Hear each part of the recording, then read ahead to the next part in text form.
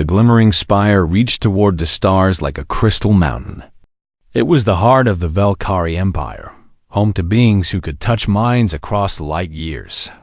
Princess Zathari stood in the grand hall, her skin shimmering with patterns of light that showed her mood. Today, those patterns swirled with boredom.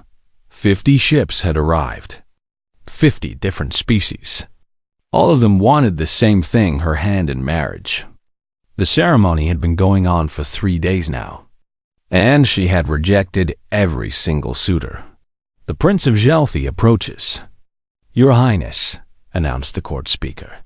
A being made of living crystal walked forward. When he spoke, his voice came out like music from another dimension. "Princess Athari, I offer you songs that can reshape reality itself. My mind can touch yours across galaxies. Together, we would be too loud," Zathari said quietly. Her telepathic voice touched the prince's mind, gentle but firm. "Your thoughts sing constantly. I would never know peace. I am sorry." The crystal prince dimmed and walked away. The court whispered. That was the 47th rejection done. Near the back of the hall, Captain Marcus Webb watched silently. He wore his Earth military uniform, clean but showing signs of repair. His face had scars, thin white lines that told stories he never shared. He was 32 years old, though he looked older. War did that to people. Marcus was not here to court the princess. Earth had only been discovered by the galactic community 5 years ago. Humanity was still struggling to understand faster than light travel.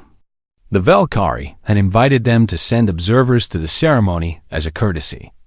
Marcus and 2 other humans were simply there to watch and learn. Next, the diplomat Caxual of the 4-armed worlds, the speaker announced. A tall being with 4 arms and skin like polished wood stepped forward. He spoke in perfect Volcari, then switched to another language, then another.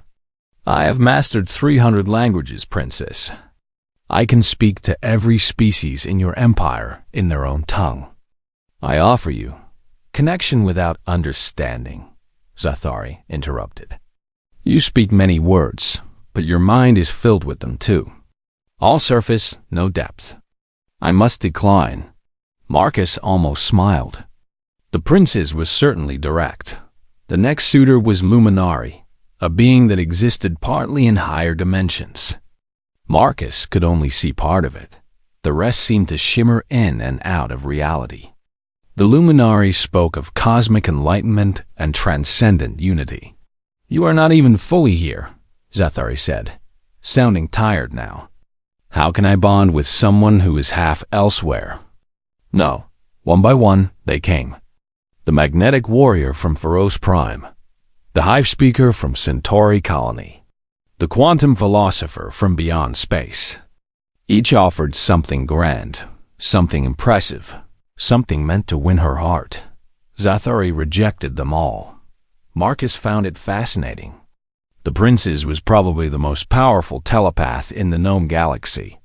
She could read thoughts from orbit. She could sense emotions like humans sense heat. Yet, she seemed lonely. Every time she touched a suitor's mind, he could see her patterns dim slightly. Disappointment. "That is the last suitor, Your Highness," the court speaker said finally. The hall began to empty. Marcus turned to leave with the other human observers. "Wait." The single word, spoken in perfect English, froze him in place. Marcus turned slowly. Princess Azari was looking directly at him.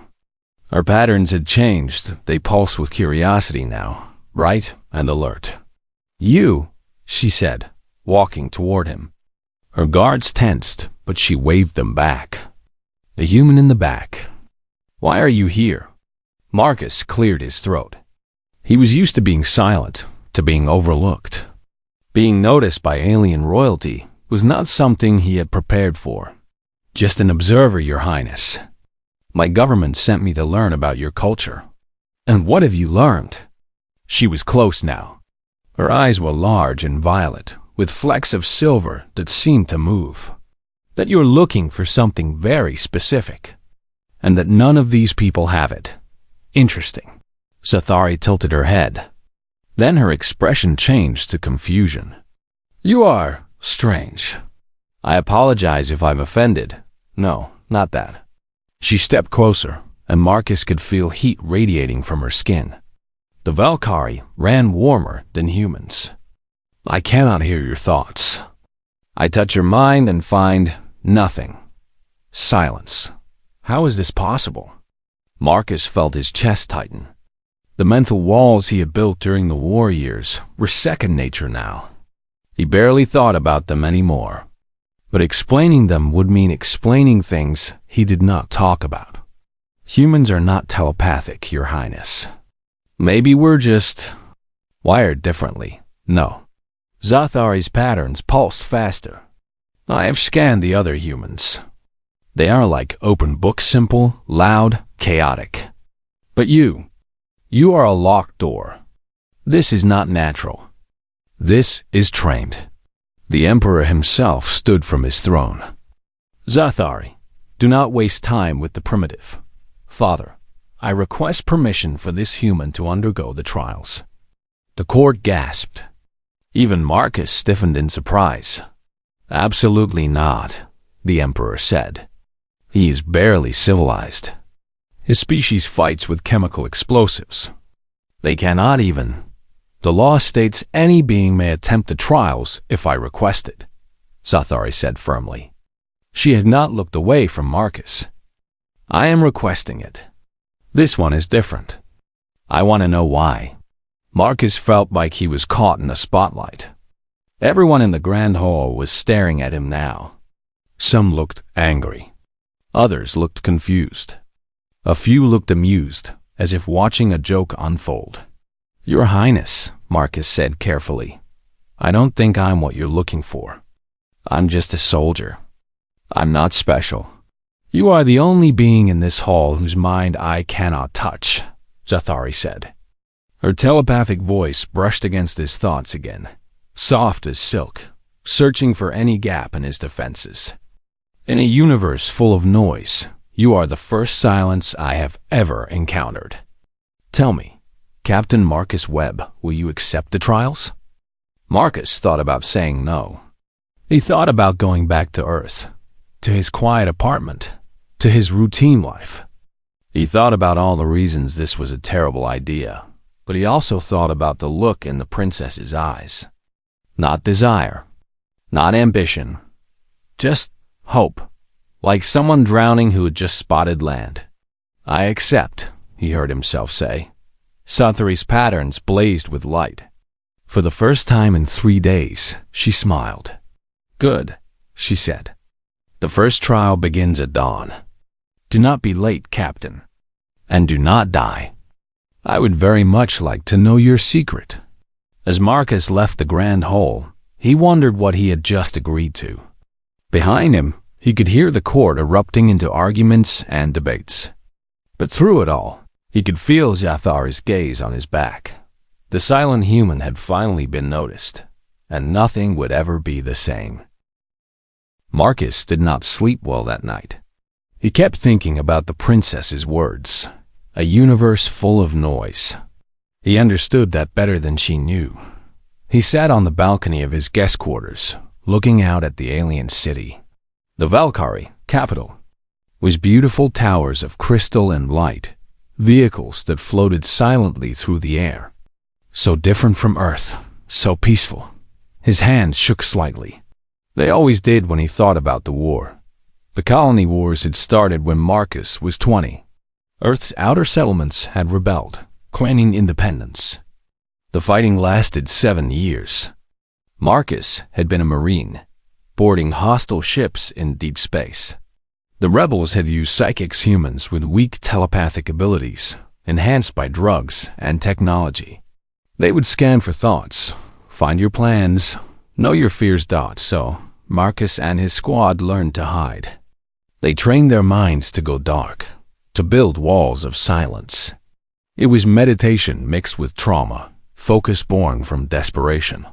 If the enemy couldn't read you, you could surprise them. You could survive. Marcus had survived. Most of his friends had not. Captain Webb? He turned. A Valkyrie woman stood in the doorway. She was smaller than the princess, her patterns flickering in shades of blue. I am Shiara, handmaiden to Princess Safari. I bring you information about tomorrow's trial. I appreciate that. Shiara walked to the balcony railing. The first trial is the Garden of Reflection. It is a maze, but not of walls. It is a maze of the mind. Psychic illusions, false paths, mental traps. Most species navigate it using telepathy.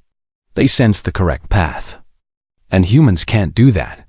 No, which is why the court thinks you will fail immediately. Shara looked at him curiously.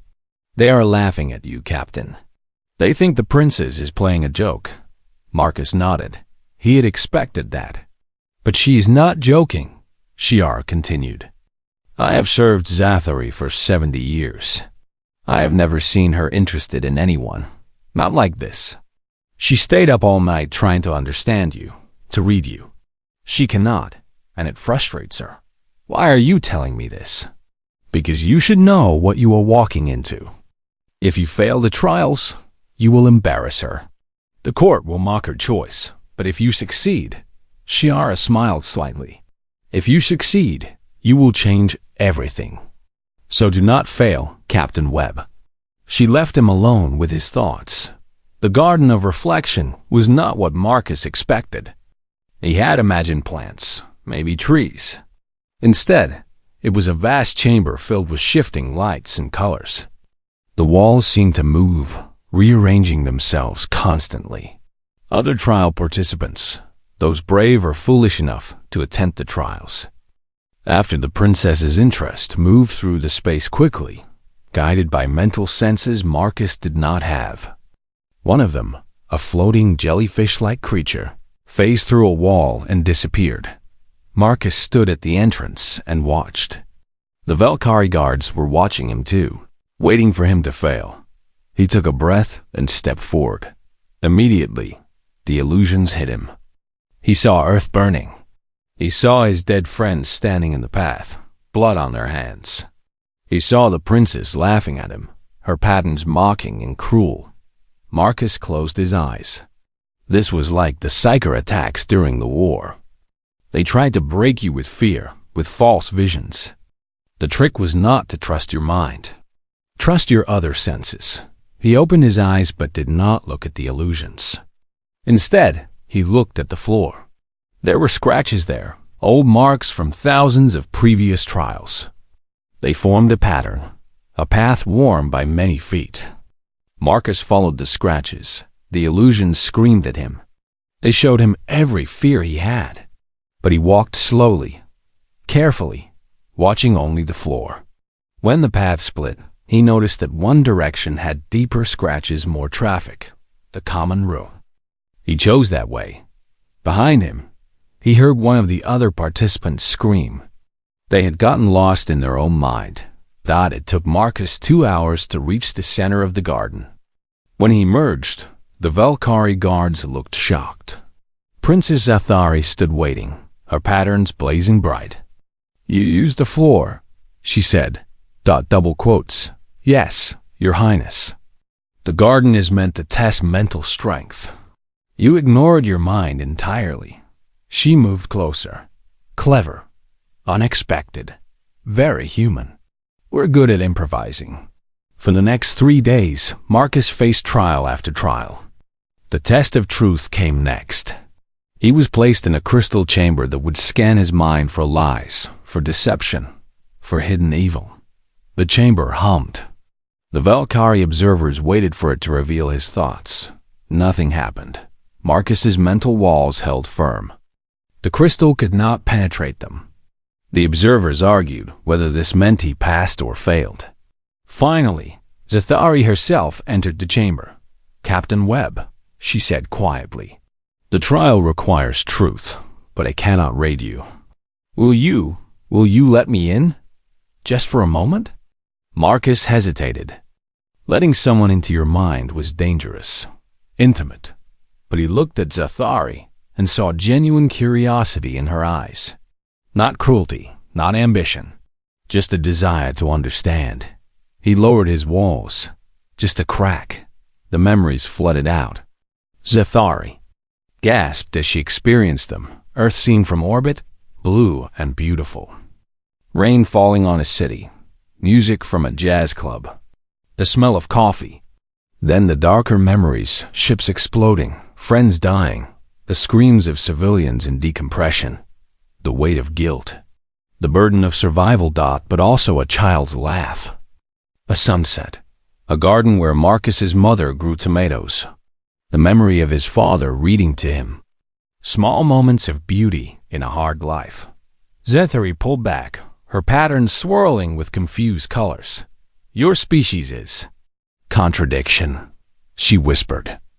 So much violence, so much pain, but also so much hope. How do you hold all of that in one mind? We don't have a choice, Marcus said. We can't share it telepathically. Every human carries their own weight. That sounds lonely. Sometimes it is. Zathari reached out, not with her mind, but with her hand. She touched his face gently. Her skin was warm. I am always surrounded by minds, she said softly. 847 worlds, all thinking, all broadcasting. I hear them in my sleep. I feel them when I wake. I have never known silence. Not once in 200 years. Marcus understood then. She was not looking for someone powerful. She was looking for peace. The final trial is announced for tomorrow, Zathari said, stepping back. The communion of souls. Full mental merge. It has broken lesser minds. Are you certain you wish to continue? Marcus thought about it. He could leave now. Go back to Earth. Return to his quiet life. But he looked at the princess, at the hope in her eyes, and made his choice. I'm certain.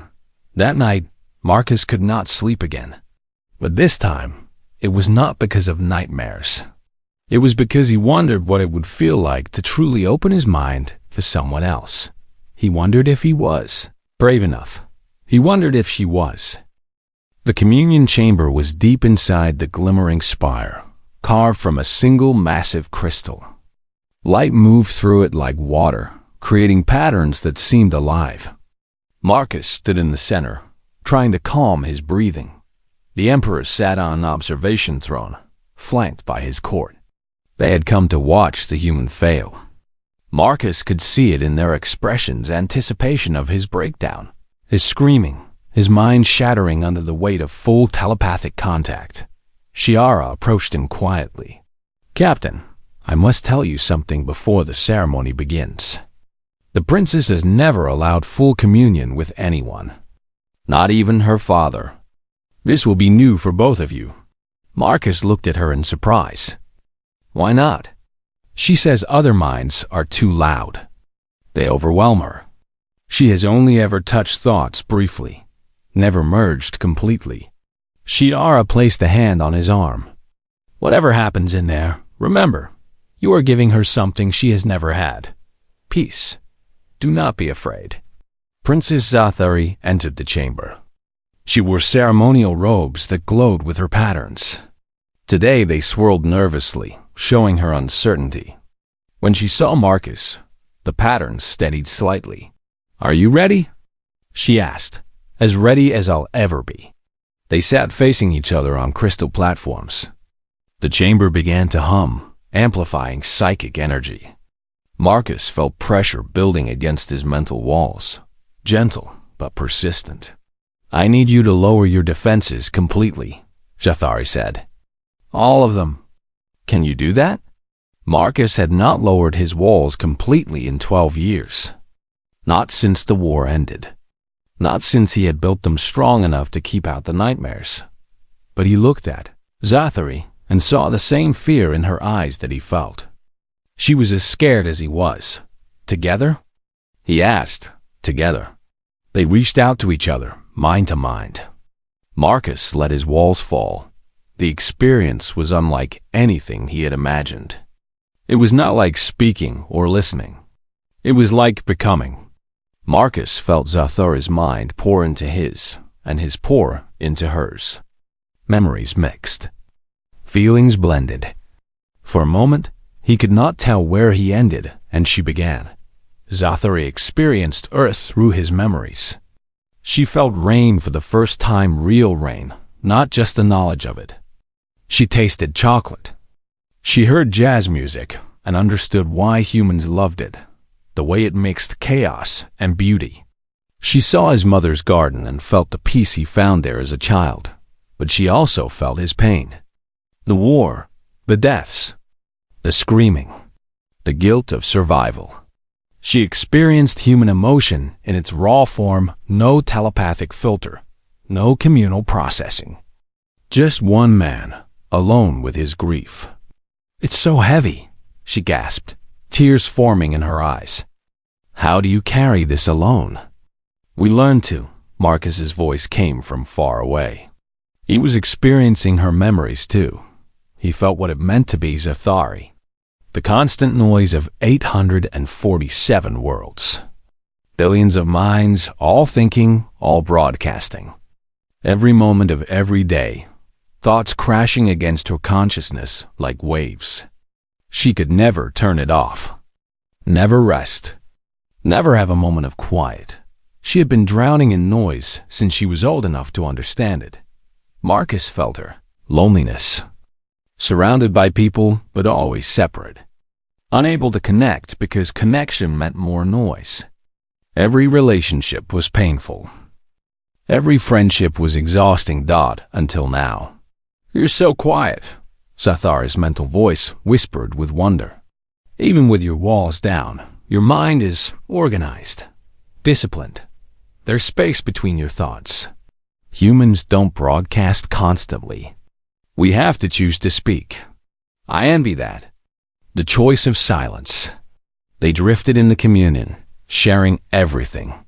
Marcus showed her humanity's contradictions, their wars and their art, their violence and their compassion. He showed her why humans fought so hard, why they never gave up. Because every human was alone in their own mind, they had learned to value each other, to build connections through choice, not instinct.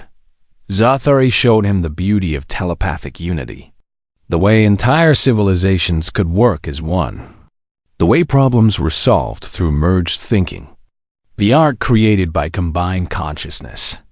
But she also showed him the cost, the loss of self, the burden of collective thought. "I understand now," Marcus said, "why you chose me. Not because I'm special, because I'm quiet." "No," Zathori corrected gently. "Because with you, I can finally hear myself think." They floated in perfect balance. His silence and her noise mixed together, creating something new. Peace. The Emperor watched with growing amazement. The communion had lasted 3 hours. Most beings could only maintain it for minutes. Then the alarm started. Marcus felt it first, a wrongness in the pattern. His military instincts screamed danger. He pulled back from the communion, gasping. Something's wrong. The chamber doors burst open. A Valkyrie general rushed in, his patents flashing red with panic. "Your Majesty, we're under attack. A fleet just appeared in orbit. We had no warning." "Impossible," the Emperor stood. "Our psychic sensors would have detected any fleet days before arrival. They're shielded, sire. We cannot read them. Cannot predict their movements. Our fleets are in chaos." Marcus ran to the observation window. In the sky above the city, he could see explosions. Ships burning. The Valkyrie defense fleet was scattering, uncoordinated. "Korthik swarm," the general said. "A hive mind species. Somehow they've learned to shield their collective consciousness. We're blind to them." Marcus stared at the battle and felt something click in his mind. He had seen this before. Different enemies, same tactics. "They're using radio silence," he said quietly. Everyone turned to look at him. "What?" the Emperor asked. "Old Earth military tactic. Complete communications blackout. No telepathy, No broadcasts, nothing the enemy can detect. They coordinate using encrypted non-psychic signals. Marcus pointed at the enemy formation. See how they move? That's not random. They're following prearranged patterns. Battle plans made before the fight started. How do we counter it? Zathari asked. Marcus felt all eyes on him. The court that had mocked him. The generals who had dismissed him. The emperor who had called his species primitive. You fight like humans, Marcus said. You stop relying on telepathy. Use tactics, deception, strategic planning. He turned to the emperor. Your Majesty, your forces are losing because they're trying to read an enemy they can't hear. You need someone who knows how to fight blind. And you know how to do this? The emperor asked. It's how humans fight every battle. We're always blind to the enemy's thoughts. We've gotten very good at it. Zathari stepped forward, her patterns blazing with determination. Father, give Captain Webb command of a fleet. Let him show us how humans wage war. The court erupted in protests. The generals objected. But the emperor looked at the burning ships in the sky and made his decision. Do it. Give the human whatever he needs. Marcus felt the weight of responsibility settle on his shoulders. Thousands of lives depending on him. An empire he barely understood, trusting him with their survival. He looked at Zathari. She smiled at him, and through their partially maintained connection, he felt her confidence. Her trust. I'm coming with you, she said. Your Highness, it's too dangerous. I just spent 3 hours in your mind, Captain Webb. I know how you think. I know your tactics. If we're going to fight like humans, you'll need someone who can coordinate with the Valkyrie forces. Someone who can translate your silent warfare into something my people understand. Marcus nodded. Then let's go save your empire. As they rushed to the command center, Marcus realized the truth. He had not been chosen despite being human. He had been chosen because of it. In a universe of telepaths, sometimes the silent warrior was exactly what you needed. The war had found him again. But this time, he was not alone. This time, he had someone who understood his silence. The command center was chaos. Valkyrie officers shouted in confusion, their patterns flashing red and orange with panic. Holographic displays showed their fleet in disarray, ships breaking formation and fleeing in random directions. Marcus took one look and understood the problem. The Valkyrie had been fighting psychically for thousands of years.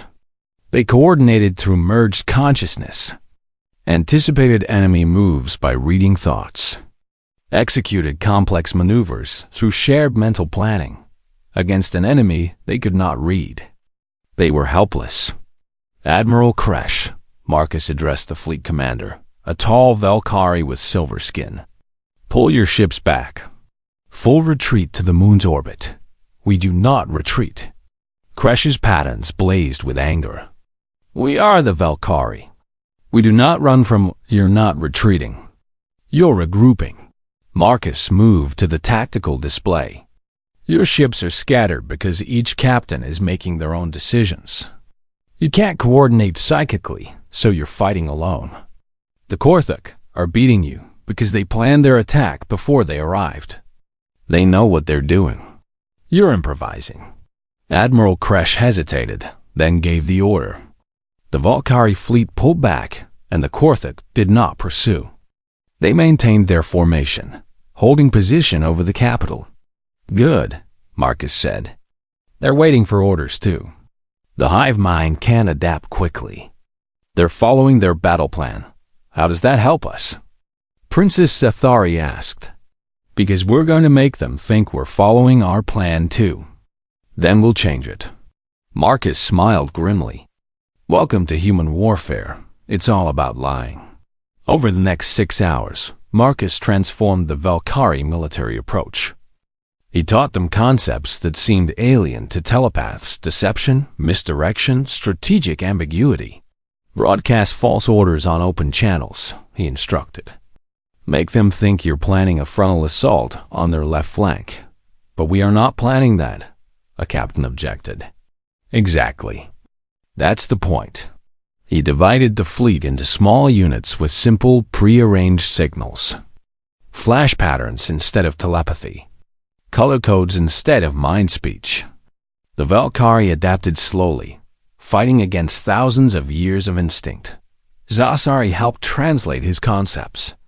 She would touch each captain's mind briefly, showing them Marcus's memories of Earth battles, helping them understand the logic of non-telepathic warfare. It feels wrong, Admiral Kresh admitted. Fighting without the communion. We are separate, alone. Humans fight alone every time, Marcus said. We trust each other instead of reading each other. Trust is stronger than telepathy because it's a choice. The Admiral's patterns shifted to thoughtful blue. I begin to understand. Marcus prepared his trap carefully. He sent obvious signals about a major assault, coded in ways the Korthik could intercept and decode. He moved ships into attack positions. He made it look like a standard Valkyrie charge, predictable, direct, powerful. The Korthik repositioned to counter it, their formations shifting with mechanical precision. Now, Marcus whispered, send the real signal. A single light pulse, so brief it could have been a sensor glitch.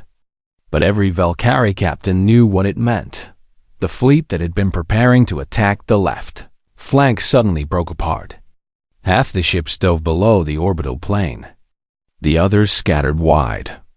And from behind the moon, where they had been hiding in complete electromagnetic silence, came Earth's small contribution to the Battle 12 human warships. Running dark and cold, the Korthik tried to adapt. But their battle plan had not accounted for human ships. Human vessels that moved without psychic coordination. Human weapons that targeted with computers instead of mental guidance. Hit their command nodes, Marcus ordered. They'll be the biggest ships, central positions. The combined fleet struck hard. Human railguns punched through Korthik shields. Valkyrie energy weapons followed, exploiting the breaches. The Korthik formation cracked. They're trying to regroup, Zithari reported, her mind touching the edges of the Korthik hive consciousness. Their queen mind is issuing new orders. Jam their communications. All frequencies. But we use those frequencies too. We don't need them. We planned this. They didn't. The Korthak fleet fell into confusion as their communication channels filled with static. Individual ships broke formation, trying to reconnect with the hive mind. The Valkyrie fleet, following prearranged attack patterns, tore into them. The battle turned. Admiral Kresh laughed an odd musical sound. This is effective. Brutal, but effective. That's humanity for you, Marcus said. He was exhausted but could not stop now. Press the advantage. Drive them back. For 3 days, the battle raged. Marcus barely slept. He taught Valkyrie officers the art of tactical thinking, how to plan multiple moves ahead, how to create contingencies, how to read an enemy's actions instead of their thoughts. Zathari stayed by his side, translating his rapid-fire orders into telepathic guidance for captains who struggled with non-psychic coordination. She learned to think like him, to anticipate his strategies. Their minds touched frequently, sharing understanding without words. The Korthik were losing. Their hive mind, so powerful when coordinated, became a weakness when disrupted. They could not improvise like individuals. They could not adapt like humans. On the 4th day, Marcus stood in the command center and watched the enemy retreat. The Korthik fleet pulled back, broken and scattered. We won, Admiral Kresh said with wonder. His patterns shone bright gold, the color of victory and respect. The human way of war. It is strange. But it works. It works because you were willing to learn, Marcus said. Willing to fight blind. That took courage. The Emperor himself visited the command center. He looked at Marcus for a long moment, his ancient patterns shifting through complex colors. Marcus could not read. "I was wrong about your species," the Emperor said finally. "I called you primitive. But you have something we lost long ago, the ability to stand alone. To be uncertain and still move forward. To trust without knowing. We had to learn. We didn't have telepathy to rely on. Perhaps that is your greatest strength." The Emperor turned to his court. "From this day, humanity is recognized as a full ally of the Valkyrie Empire. And Captain Marcus Webb is granted the rank of Ambassador General, the first of his kind." The court bowed. Even those who had mocked Marcus now showed respect, but the victory celebration was short. A junior officer approached, his patterns flickering with distress. "Ambassador General Webb, you have an urgent message from Earth. Encrypted, eyes only." Marcus stepped away to read it. As he decoded the message, his blood ran cold. The Korthik main fleet, 3 times the size of the force they had just defeated, was heading for Earth. They would arrive in 5 days. Humanity's homeworld had minimal defenses. Without help, Earth would fall. Marcus looked at Zathari. She felt his distress through their connection and came to him immediately. "What is it?" He showed her the message. Her patterns dimmed with sympathy. "You must go," she said quietly. "Your people need you." Marcus felt torn. Part of him wanted to stay, to explore what he and Zathari had begun. But another part, the soldier, the human, the protector, knew where he had to be. "I have to defend Earth. I know."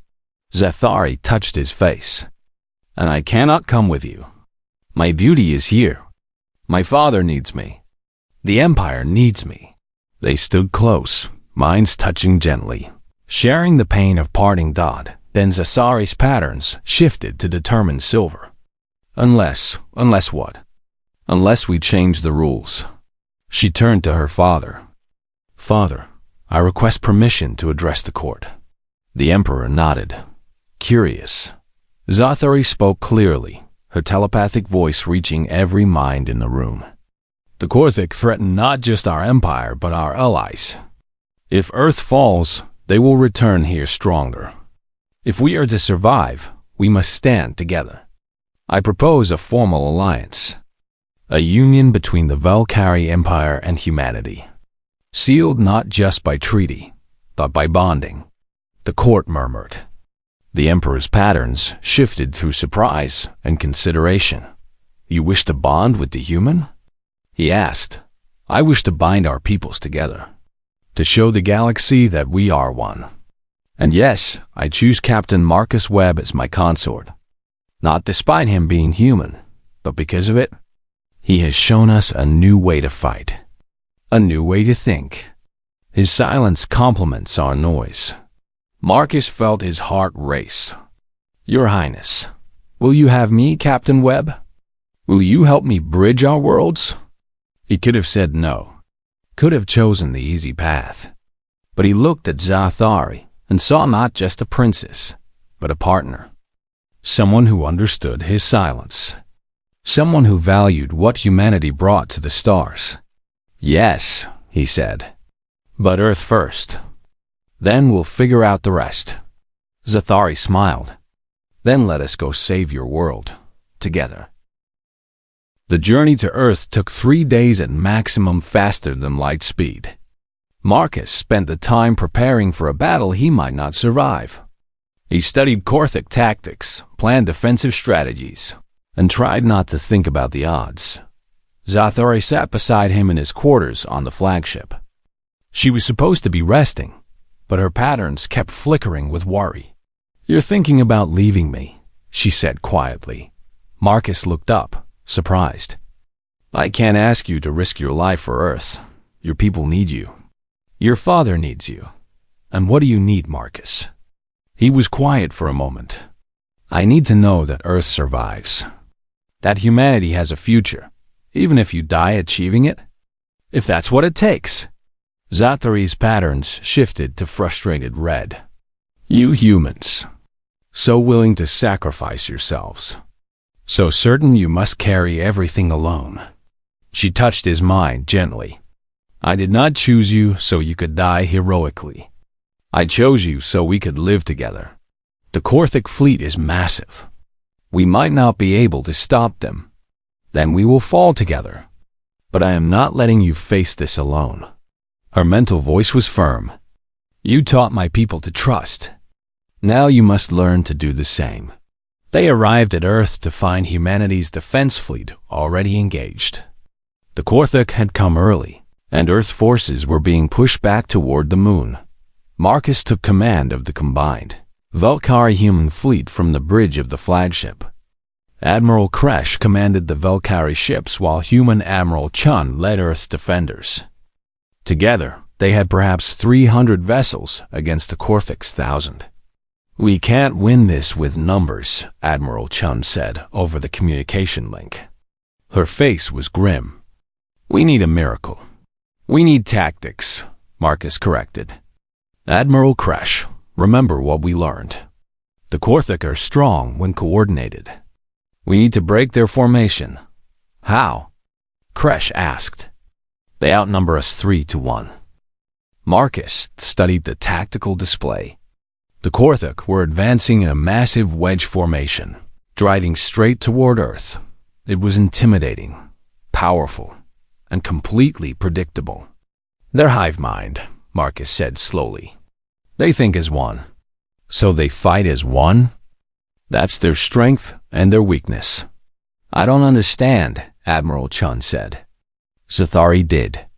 Her patterns brightened as she touched Marcus's thoughts and saw his plan. If we can disrupt the Queen Mind, the entire fleet loses coordination. Exactly. But we need to get close enough to find which ship she's on. I can do that, Zathari said. The Queen Mind will be the loudest psychic presence. Even shielded, she must broadcast to her fleet. I can track that. It's too dangerous. We discussed this, Captain Webb. We fight together. Zathari's eyes met his. Through their connection, he felt her determination, her courage. And beneath it all, her love of feeling so strong it needed no telepathy to understand. Marcus made his decision. All ships, full defensive formation around the flagship. We're going hunting. The fleet formed a protective sphere around Marcus and Zathari's ship. They drove into the Korthak formation like a spear, taking heavy fire. Human shields absorbed energy blasts. Velkari point defense systems shot down missiles. Ships exploded on both sides. Zathari stood with her eyes closed, her mind reaching out across the battlefield. Marcus watched her patterns swirl with concentration. There, she said, pointing. The large cruiser at the center. The Queen Mind is there. I can feel her orchestrating everything. How do we get to her? We can't fight through that many ships. Admiral Chun's voice crackled over the com. Captain Webb, if you can mark the target, Earth's fleet can create an opening. We've been saving something for an emergency. What? Humanity's first real contribution to space warfare. Something we built in case the galaxy wasn't friendly. She smiled grimly. Nuclear missiles. Lots of them. The Velkari had energy shields. The Korthic had psychic deflectors. But nobody in the galaxy had prepared for primitive, brutal nuclear weapons. Earth's ships launched everything they had. Dozens of missiles streaked toward the Korthic fleet, each carrying a fusion warhead. The Korthic tried to intercept them, but their defenses were designed for energy weapons. The missiles slipped through. The explosions created temporary gaps in the Korthic formation, brief windows of chaos. Now, Marcus ordered. All ships through the opening. The combined fleet punched through, racing toward the Queen ship. Korthak vessels tried to intercept, but the Velkari ships formed a protective wall, sacrificing themselves to clear the path. Marcus's ship broke through the final defensive line. The Queen ship loomed ahead, massive and ancient. I need to board her, Marcus said. Take out the Queen Mind directly. Then I'm coming with you, Zathari said. Your Highness, you can't. You need me. The Queen Mind will have psychic defenses. Your mental silence won't be enough. You need someone who can fight her on her level. She was right. Marcus hated it, but she was right. They took a boarding shuttle with a squad of human marines. The shuttle punched through the Queen ship's hull, cutting into the vessel's heart. They fought through corridors filled with Korthic drones, mindless warriors controlled by the Hive. The drones could not read Marcus's mind, could not anticipate his moves. He fought like he always had, fast, brutal, efficient. The Marines followed his lead. Zathari walked behind them, her mind reaching ahead, sensing the paths clear of enemies, guiding them toward the Queen Mind. They found her in the central chamber, a massive Korthic, 3 times the size of her drones, connected to the ship by organic cables. Her mind filled the room with pressure, a crushing psychic weight that made the Marines stumble. Marcus felt it pressing against his walls. But he had trained for this. He pushed forward. The Queen Mind laughed, a sound that echoed in their heads. The Silent One. I felt your absence in my fleet's thoughts. You are interesting, but you cannot stop me. We don't have to stop you, Zathari said, stepping forward. We just have to disrupt you. She struck with her full telepathic power, slamming into the Queen Mind. The 2 psychics battled, invisible forces clashing. The chamber shook. The organic cable sparked. But the Queen Mind was stronger, ancient, powerful. She began to crush Zathari's defenses. Marcus did the only thing he could. He lowered all his walls. Suddenly, his mind, silent, disciplined, organized, was completely open. Zathari felt it and understood immediately. She merged with him, drawing on his silence, his stillness. The chaos of human emotion mixed with Velkhari's psychic power. Together they became something new, something the Queen Mind had never encountered. The Queen Mind faltered, confused by the contradiction. How could a mind be both silent and powerful? Both chaotic and controlled? In that moment of confusion, Marcus acted. He raised his weapon and fired. The Queen Mind died with a psychic scream that echoed across the fleet. Every Korthic ship lost coordination simultaneously. They scattered, directionless, their hive mind shattered. The combined Earth-Velkhari fleet tore through them. 3 hours later, the battle was over. The Korthic retreated, their invasion broken. Earth was saved. Marcus sat on the floor of the Queen ship chamber, exhausted. Zathari sat beside him, her patterns dim but content. We won, she said softly. We did, because we fought together, silent and loud, human and Velkhari. Marcus took her hand. Her skin was warm against his. I love you, he said. Simple words, spoken aloud, the human way. Not telepathy, not merged consciousness. Just a choice, freely given. Zathari's patterns blazed with brilliant light. I love you too. The wedding took place on Earth in Marcus's hometown. The Velkhari court came, curious about human customs. The Emperor came, gracious in his acceptance. Admiral Kresh came, now a friend rather than a skeptic. The ceremony mixed Velkhari and human traditions. There was telepathic communion, brief and gentle. There were spoken vows, words chosen carefully and offered freely. Marcus promised to be Zathari's silence in a loud universe. Zathari promised to be Marcus's connection in a lonely one. Afterward, they stood on a hill overlooking the town, watching the sunset. Zathari experienced the moment fully, the colors, the warmth, the peaceful quiet. Around them, humans celebrated. In orbit, Velkhari's ship shone like stars. This is what you showed me in the communion, Zathari said. Peace, real peace. It's what you gave me too, Marcus said. Connection. Real connection. She leaned against him, her patterns settling into deep, contented blue. For the first time in 200 years, her mind was quiet. Not silent, she would never be completely silent, but quiet enough to hear her own thoughts. Quiet enough to simply be. The court still doesn't fully understand why I chose you, she said. Do you? Yes, she smiled. In a universe that never stops talking, I needed someone who knew the value of listening. In a galaxy full of noise, I needed someone who could show me silence. And I needed someone who could show me I didn't have to carry everything alone. They watched the sun set on Earth. Two beings from different worlds, choosing each other across the vastness of space. Around them, humanity and the Valkyrie began building something new. An alliance based not on similar strength, but on complementary differences. The silent one and the loud one. The human and the alien. The warrior and the princess. Together, they had changed the galaxy. But more importantly, they had found something neither had thought possible. They had found home in each other. In the distance, children played. Human children and Valkyrie young, learning to understand each other. Learning that different did not mean enemy. Learning that the galaxy was big enough for many kinds of minds. Marcus squeezed Gizathari's hand.